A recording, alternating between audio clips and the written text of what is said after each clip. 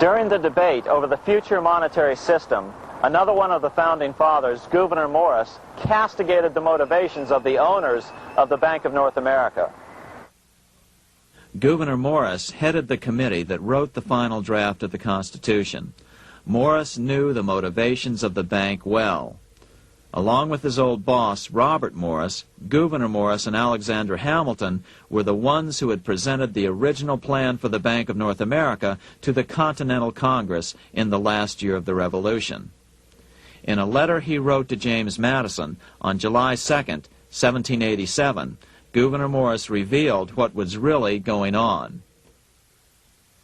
The rich will strive to establish their dominion and enslave the rest. They always did. They always will.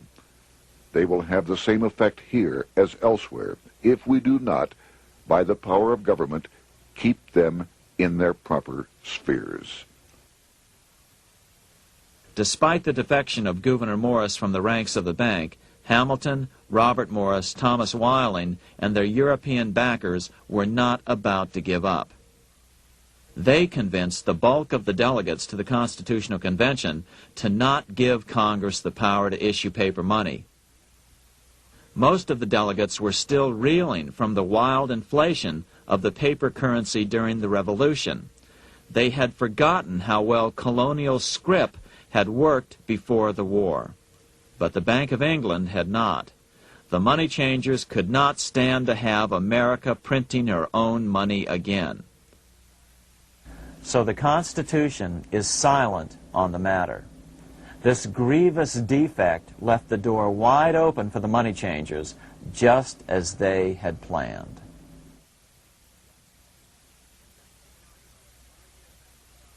In 1790, less than 3 years after the Constitution had been signed, the money changers struck again.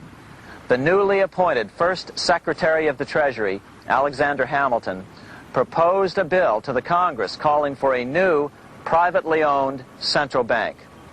Coincidentally, that was the very year that Amschel Rothschild made his pronouncement from his flagship bank in Frankfurt. Let me issue and control a nation's money, and I care not who writes the laws. Alexander Hamilton was a tool of the international bankers, and he wanted to create the U.S. Bank, the BUS, or the Bank of the United States, and did so. Interestingly, one of Hamilton's first jobs after graduating from law school in 1782 was as an aide to Robert Morris, the head of the Bank of North America. In fact, the year before, Hamilton had written Morris a letter saying, "A national debt, if it is not excessive, will be to us a national blessing." A blessing to whom? After a year of intense debate, in 1791, Congress passed the bill and gave it a 20-year charter. The new bank was to be called the First Bank of the United States, or BUS. Here we are in front of the First Bank of the United States in Philadelphia. The bank was given a monopoly on printing U.S. currency, even though 80% of its stock would be held by private investors. The other 20% would be purchased by the U.S. government. But the reason was not to give the government a piece of the action.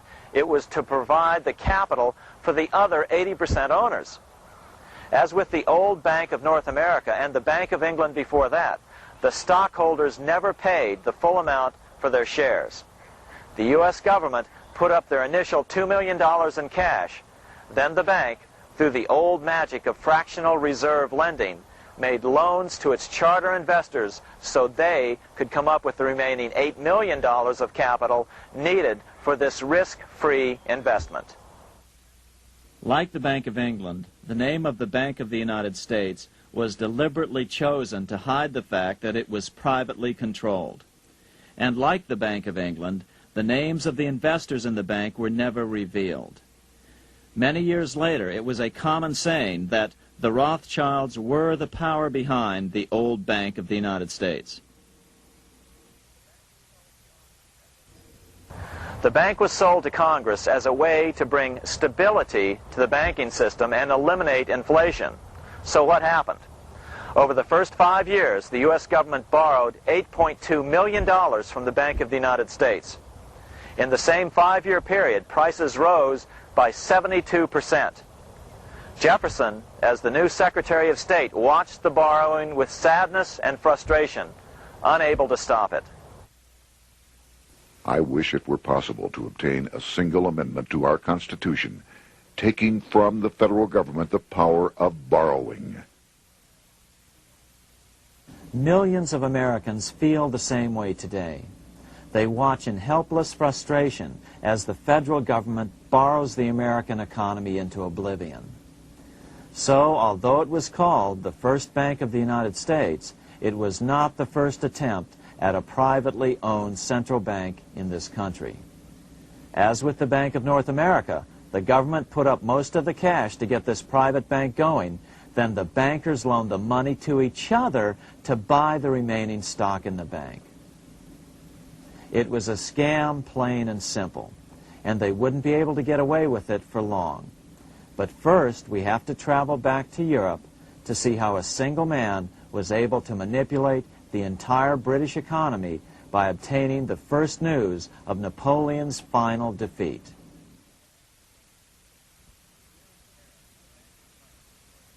Here in Paris, the Bank of France was organized in 1800, just like the Bank of England.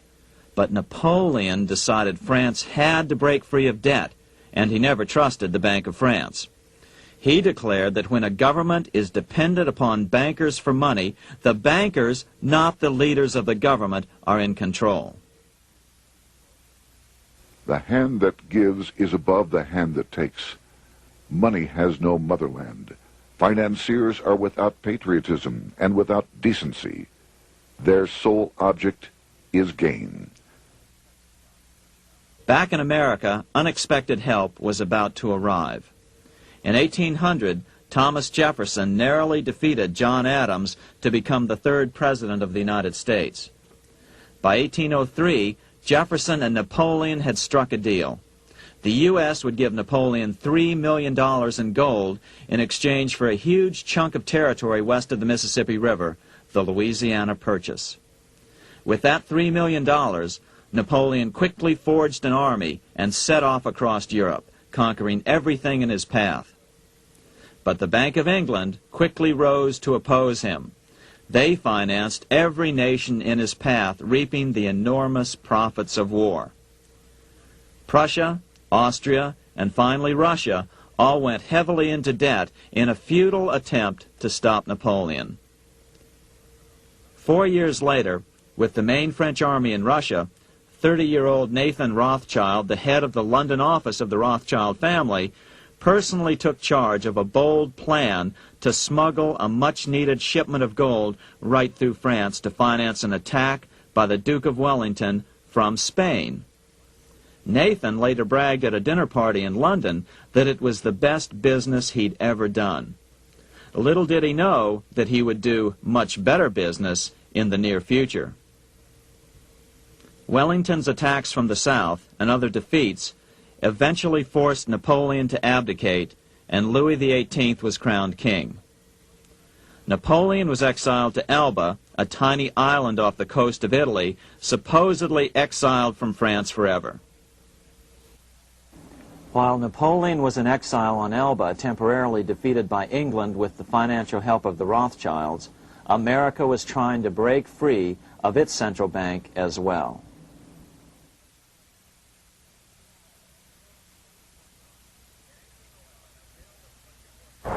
In 1811, a bill was put before Congress to renew the charter of the Bank of the United States.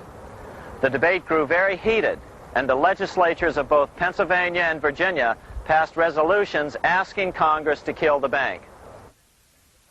The press corps of the day attacked the bank openly, calling it a great swindle, a vulture, a viper, and a cobra. Oh, to have an independent press once again in America.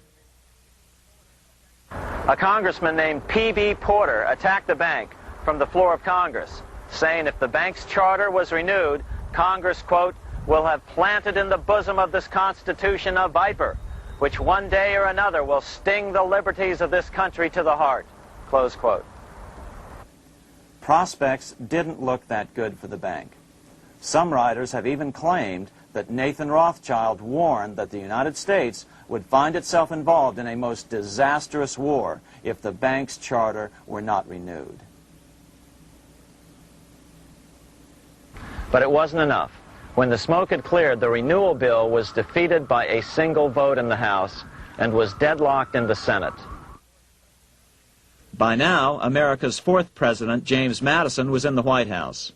Remember, Madison was a staunch opponent of the bank. His vice president, George Clinton, broke a tie in the Senate and sent the bank into oblivion. Within 5 months, England attacked the U.S., and the War of 1812 was on. But the British were still busy fighting Napoleon, and so the War of 1812 ended in a draw in 1814. Though the money changers were temporarily down, they were far from out.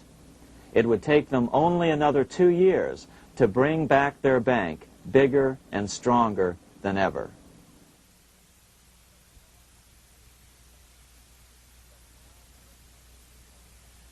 But now let's return to Napoleon, because nothing else in history more aptly demonstrates the ingenuity of the Rothschild family than their control of the British stock market after Waterloo. In 1815, a year after the end of the War of 1812 in America, Napoleon escaped his exile and returned to Paris. French troops were sent out to capture him, but such was his charisma that the soldiers rallied around their old leader and hailed him as their emperor once again. In March of 1815, Napoleon equipped an army which Britain's Duke of Wellington defeated less than 90 days later at Waterloo. Some writers claim Napoleon borrowed £5 million from the Bank of England to rearm, but it appears these funds actually came from the Ouvard banking house in Paris. Nevertheless, from about this point on, it was not unusual for privately controlled central banks to finance both sides in a war. Why would a central bank finance opposing sides in a war? Because war is the biggest debt generator of them all. A nation will borrow any amount for victory. The ultimate loser is loaned just enough to hold out the vain hope of victory, and the ultimate winner is given enough to win. Besides, such loans are usually conditioned upon the guarantee that the victor will honor the debts of the vanquished.